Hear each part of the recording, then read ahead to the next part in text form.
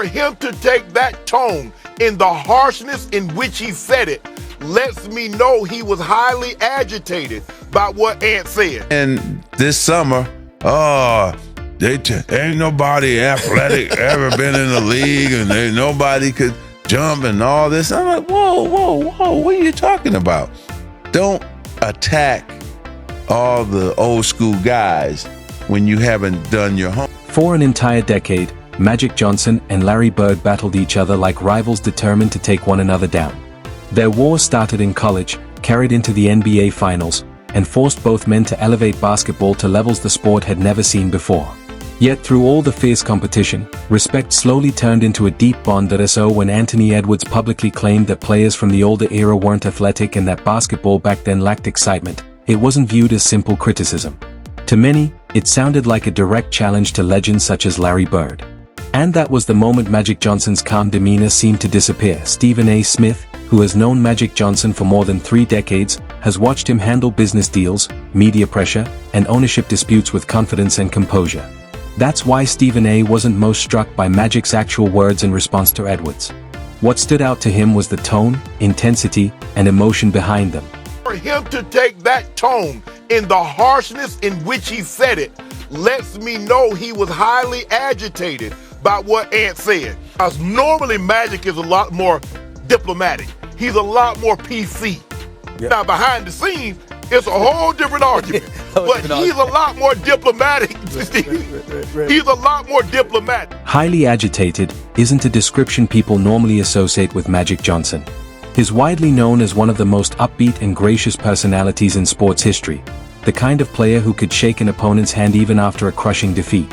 But Anthony Edwards managed to strike a nerve, not through his performance on the court, but through his words. And this wasn't just a casual shot at a past generation of players. Edwards specifically targeted Larry Bird, and taking aim at Bird means challenging a bond that runs deep with Magic. To really grasp why the comments landed so hard, you have to understand what Bird represents to Magic Johnson. He wasn't merely a rival or competitor, he was the other half of a legendary partnership that helped pull professional basketball into the mainstream. Magic himself explained it clearly during an appearance on First Take. Larry Bird and I knew what we had to do. He knew what he had to do for Indiana State. I knew what I had to do for Michigan State. And I think we put the madness in March. And then these other guys just took it and ran with it. We both came into the NBA and changed the NBA because we brought in a different style. Both of us brought in a different style, and we both played for historic teams. Before Magic Johnson and Larry Bird arrived, the NBA Finals weren't even shown live on television. Games were broadcast on tape delay because national interest simply wasn't there. Then 2 players from small-town America, one from Lansing, Michigan, the other from French Lick, Indiana, transformed basketball into must-watch entertainment. It became Los Angeles Lakers versus Boston Celtics, Showtime against toughness, style against discipline. They didn't just represent legendary franchises, they revived them and elevated the entire league in the process. Every star in today's NBA, including Anthony Edwards, plays on the foundation Magic and Bird created. So when Edwards labeled that era as boring, the criticism hit differently. This wasn't just another debate between generations. Magic wasn't defending his own legacy, he was defending Bird's. A player who lacked the explosiveness of Michael Jordan or the athletic brilliance of Magic, yet still dominated the sport through elite basketball intelligence and an almost obsessive competitive drive. Bird stood as proof that greatness in basketball has never depended solely on athleticism. By dismissing that era, Edwards indirectly dismissed the very traits that made Bird legendary.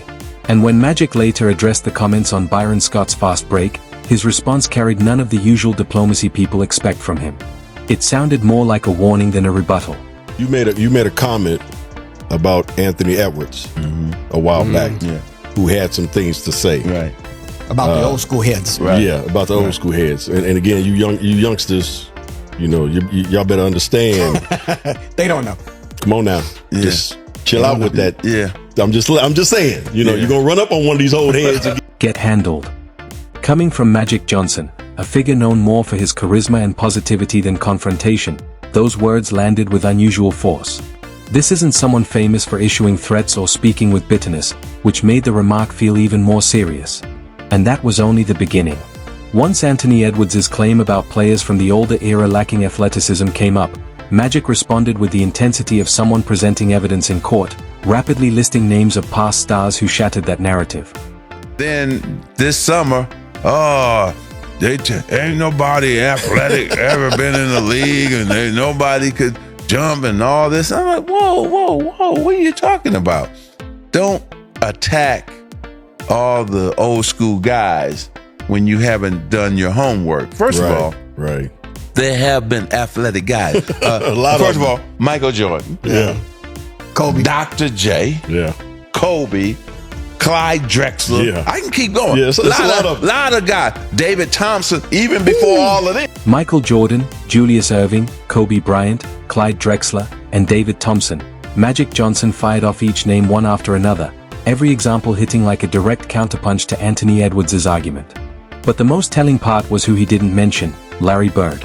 Magic didn't have to defend Bird's athleticism because Bird's legacy was never built on raw physical gifts. It was built on winning. That's where Magic's response cut the deepest. Bird captured 3 straight MVP awards, won 3 championships, and reached the NBA Finals 5 times, all without elite speed, explosive leaping ability, or the kind of athletic traits Edwards seems to value above everything else. Bird dominated with intelligence, precision, relentless competitiveness, and the confidence to back up every word he spoke. And nobody understands that better than Magic, because he spent an entire decade battling Bird at the highest level. So hearing someone without a championship resume dismiss that era clearly struck a nerve. Magic didn't take it personally for himself as much as he did for Bird and everything he represented. Yet even while responding passionately, Magic still acknowledged Edwards' talent. Unlike the criticism Edwards aimed at past generations, Magic never reduced an entire era with blanket disrespect. I'll answer his questions when he wins some championships. Mm-hmm. Right. He's the most exciting player to watch in the NBA. If you look at Anthony and you look at Ja, they're probably the two, and then of course Kyrie. Those are the 3 I can put on it. Coming from Magic Johnson, a man who shared the floor with Kareem Abdul-Jabbar, went toe-to-toe with Larry Bird during one of the most defining rivalries in sports history, and later watched Michael Jordan take over an entire era, that praise for Anthony Edwards carries real significance. Magic isn't blind to talent. He sees Edwards clearly as one of the most electrifying players in the league today, but what stands out just as much as what he doesn't see, the experience, the discipline, and the championship resume that typically comes with that level of talk. Then, in a moment that caught attention, Magic revealed something private, a conversation with Jordan that took place in Europe, away from cameras, interviews, and the public eye. And I was with Michael Jordan, not last summer, summer before last. We ran into each other in Europe. And he says, Irvin, I don't know why these guys, because if you look at his record, he almost played every game like 5 or 6 times throughout his career. He didn't miss one game. He played in every game. We wanted to play in every game. Michael Jordan has, in private moments, reportedly questioned why today's stars choose to sit out games, a perspective shaped by a career where he rarely missed time and treated availability as part of the job itself. That same mindset defined Larry Bird, who played through pain, exhaustion, and injuries that today would likely be labeled rest management or trigger immediate shutdown. For that generation, showing up wasn't a debate. It was the baseline expectation that that's the standard being referenced, not something praised as heroic, but something simply assumed. Magic Johnson reinforced that idea with a personal story so striking it almost sounds unreal today, underscoring just how different the mindset was in his era compared to the modern game. Pat Riley or our trainer, Gary Beatty, had to make sure that they said, no. B, don't put on your uniform. Don't come sitting on that bench because you want to play for your guys and with your guys. He made me wear a t-shirt and stuff. He wouldn't let him put his uniform on when he couldn't play in the game because he know he would tear the damn jerseys off and go in the game. Stories like that about Magic Johnson, whether told exactly or slightly dramatized over time, all point to the same idea, an almost uncontrollable drive to get on the court no matter the condition. The image being described is of a player so competitive that even his own staff had to physically restrain him from playing injured, because they already knew he wouldn't make a rational decision about his body in the moment. That same intensity is often associated with Larry Bird and Michael Jordan, players who built reputations not just on skill, but on relentless availability, pain tolerance, and a refusal to sit out unless absolutely unavoidable. In that framing, the argument becomes less about nostalgia and more about mentality, a belief that consistency, durability, and competitiveness were non-negotiable parts of winning championships. Still, that perspective isn't universally accepted. In discussions on platforms like Gil's Arena featuring Gilbert Arenas, a different viewpoint often emerges, one that questions whether today's game is truly less competitive or simply more informed about injury risk, recovery, and long-term player health. That pushback adds tension to the conversation, turning it into more than a generational critique and instead into a debate about how greatness should be measured in the modern NBA. My Ferrari is faster than yours. Yeah, yours was top shit in the 80s.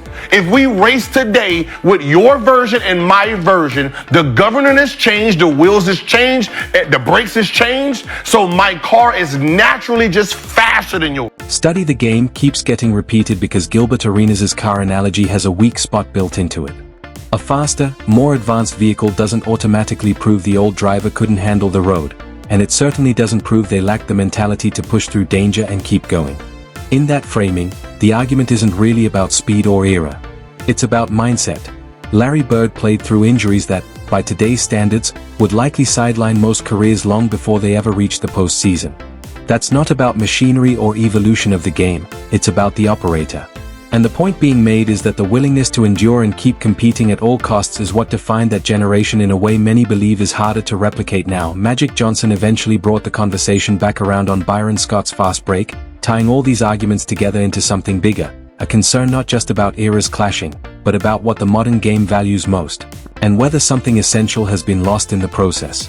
And that's why KG and them felt the way they felt about the shit. They're like, hold up, bro. There was a lot of niggas that had real skill back then. If you're gonna be a student of the game, niggas study the game. Don't ignore what had came before. 40%, that's the number being thrown around as fans drift away from the NBA, and Magic Johnson is tying that decline to something deeper than just ratings or highlights that in his view, it's about a shift in mentality.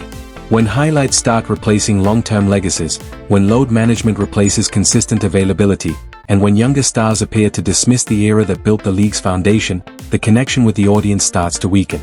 Fans don't just watch for skill, they stay attached to continuity, effort, and respect for what came before. From that perspective, it's not just nostalgia talking. It's a warning that if the game becomes more about moments than meaning, the audience eventually feels the difference, and begins to disengage. Still about one thing, and that's winning. Winning. Yeah. No matter what. The state of the game right now, and you mentioned a little bit about the 40% decline in viewership. Right. Where is it going? And that's number one. And number two, how do we get it back? But there's a part of this conversation that many people avoid confronting. What gets lost in the debate is the cost that came with that era, a price this generation may never fully experience or understand. Larry Bird didn't fade out because his mentality changed or his drive disappeared. His body simply reached its limit. Injuries piled up to the point where continuing wasn't sustainable. Magic Johnson had his own career permanently altered by circumstances that went far beyond basketball itself. And Michael Jordan carried a level of obsession that strained relationships and consumed nearly every part of his life. These weren't just athletes playing a game. They were people who gave everything, physically, mentally, and personally, to the sport. Longevity, comfort, and balance were often secondary to competition itself. That is so when a young star like Anthony Edwards dismisses that entire era based on athletic comparisons alone, it creates friction. Not because it's personal, but because it overlooks the reality of what those players endured and built. That's where Magic's reaction comes from. It isn't just about defending himself, it's about defending Bird, a player who didn't rely on elite speed or athleticism but instead reshaped the game through intelligence, skill, and relentless competitiveness. Magic spent a decade competing against him and knows firsthand how difficult that battle was. This isn't about bitterness or nostalgia. It's about respect earned through years of direct competition, a rivalry that helped transform college basketball, redefine the NBA, and elevate the sport globally. The league that exists today is built on that foundation. And for Magic, that legacy isn't something to debate lightly. It's something to protect, not because he's stuck in the past, but because the past built